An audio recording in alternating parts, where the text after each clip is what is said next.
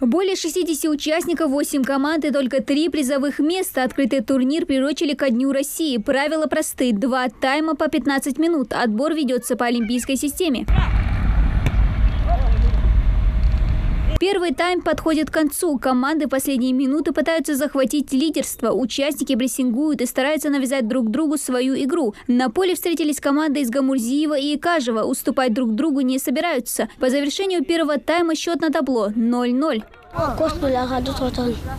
Пообещав командную победу, Саид Ахмед Чаджоев сдержал слово. Уже на второй минуте второго тайма мяч оказывается в ворота соперника. Первый гол как старт стремительной игры. Уже через 5 минут команда Икажева пропускает второй, а там и третий. Счет 3-0 в пользу Гамурзиева. Тренер икажевской команды из-за поражения не унывает.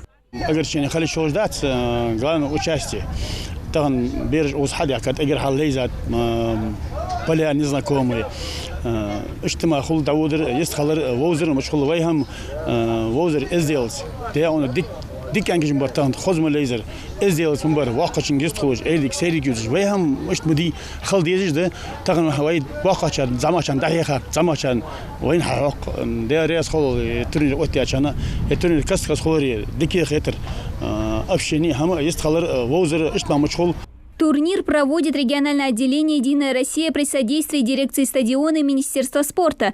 Цель организаторов – привить любовь подрастающего поколения к дворовому футболу. Именно с него начинали великие футболисты свой карьерный путь во всемирно известных клубах. Призеров сегодняшнего соревнования ждут кубки, медали и денежные призы.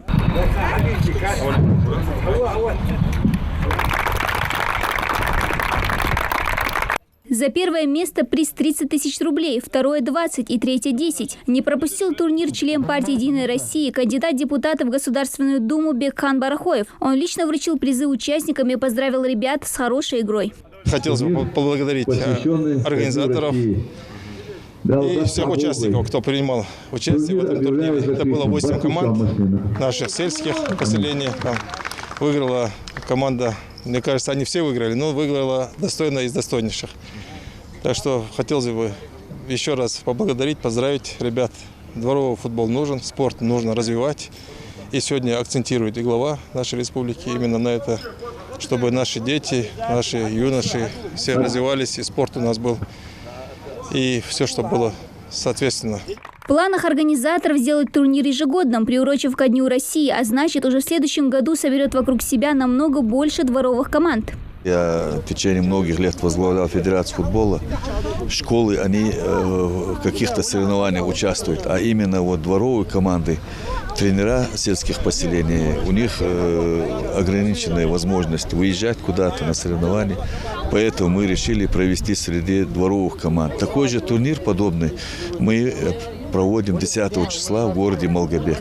Также среди дворовых команд. Под эгидой «Единая Россия» тоже мы проводим.